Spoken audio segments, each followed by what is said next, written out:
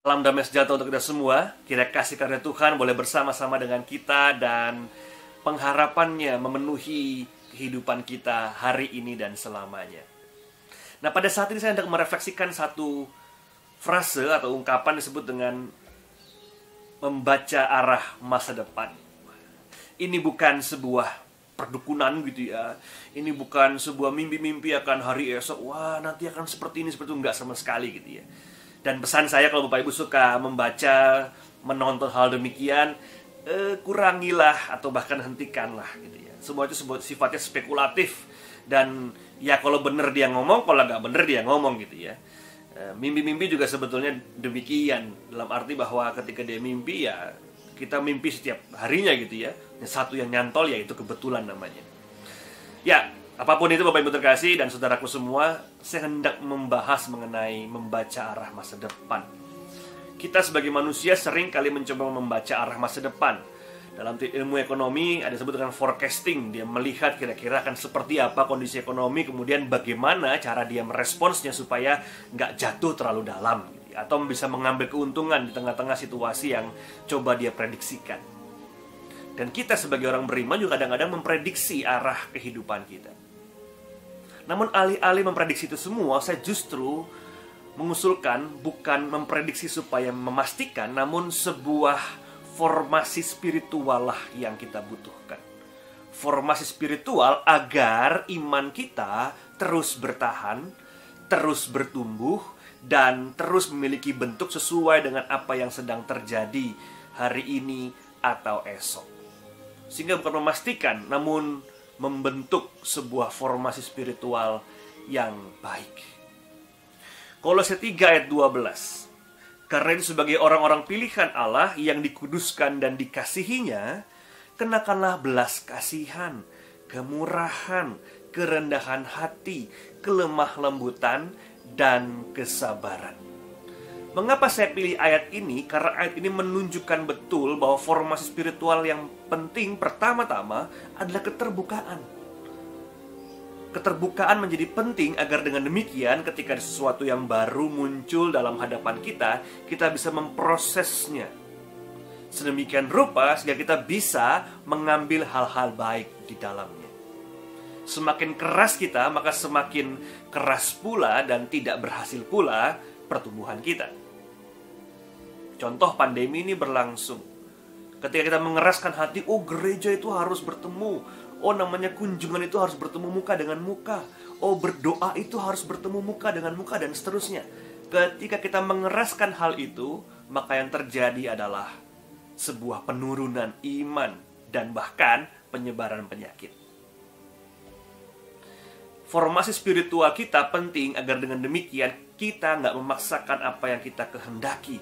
Namun Tuhan yang berada bersama-sama dengan kita sedang membentuk ulang kita.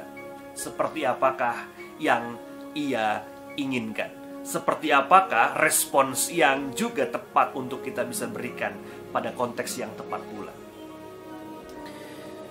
Dalam teologi perjanjian lama, ketika Tuhan menciptakan dunia dan kemudian konon dia berhenti atau beristirahat pada hari ke-7, ada sebuah teori yang dikatakan creatio continua, yang artinya Tuhan tidak berhenti di hari ke-7, namun dia terus menciptakan di hari ke-8, 9, dan seterusnya. Bahwa Tuhan gak pernah berhenti mencipta dan mengkarsa dalam kehidupan kita. Dan dalam konteks yang sama, dengan cara teropong yang sama, sebetulnya saya hendak mengajak kepada kita, pada saat ini pun Tuhan tidak berhenti mencipta. Bahwa pandemi ini pun adalah wahana Allah, media Allah agar kita juga bisa terus bertumbuh.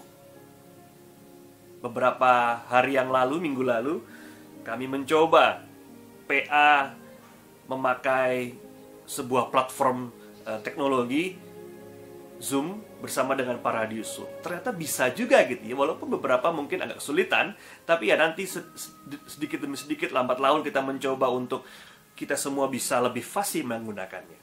Itu kan cara kita bisa berdamai dengan situasi, agar iman kita fit dengan situasi yang sedang Tuhan hadapkan kepada kita. Sehingga dengan demikian pada saat ini sebetulnya pandemi ini sebuah sodoran dari Tuhan. Hai manusia, ini ada pandemi ini. Kira-kira bagaimana engkau meresponsnya? Saya tidak mengatakan bahwa pandemi ini Tuhan yang mengadakan, tidak. Tapi Tuhan bersama-sama dengan manusia sedang berproses. Ini ada pandemi ini. Apa responsmu? Apakah engkau mengeraskan hati? Apa engkau pokoke, pinginnya seperti ini? Atau engkau mencoba melihat hal-hal baru di dalam pandemi ini?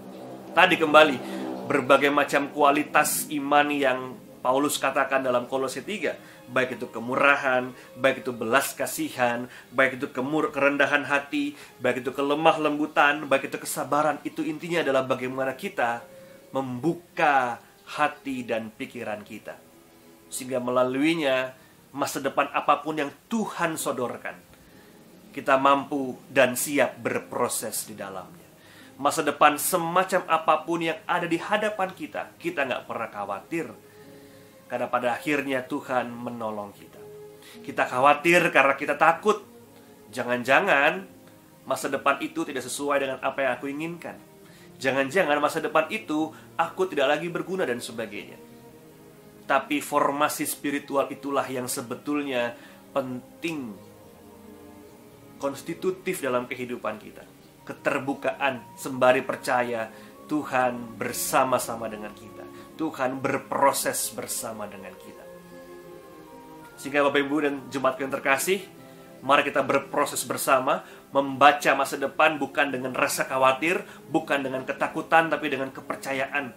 Aku hendak menyongsong masa depan dengan hati yang terbuka, dengan kelemah lembutan, dengan kesabaran dan tidak tergesa-gesa, dengan kerendahan hati, mau belajar. Dengan kemurahan, kita mau memberi diri juga bagi yang lain. Dengan belas kasihan, itu artinya dengan terus-menerus mengambil posisi sebagai orang-orang yang terbuka tangannya dan hatinya. Mari kita merefleksikan ini semua. Silakan berdoa secara pribadi, nanti akan satu dalam sebuah doa bersama-sama. Silakan.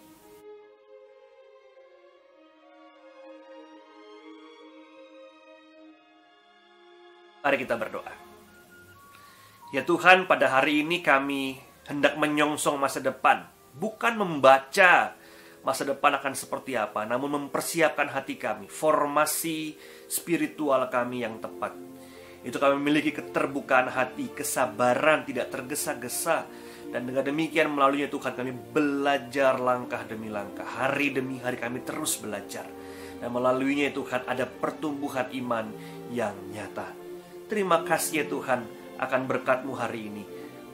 Kami menyongsong masa depan dengan hati yang tertuju kepada Engkau saja. Sebagai manusia yang baru, kami hendak terus bertumbuh di dalam Engkau saja. Terima kasih ya Tuhan. Amin. Selamat membangun formasi spiritual yang tepat untuk membaca, menyongsong masa depan. Dan kiranya Tuhan menolong kita semua. Amin.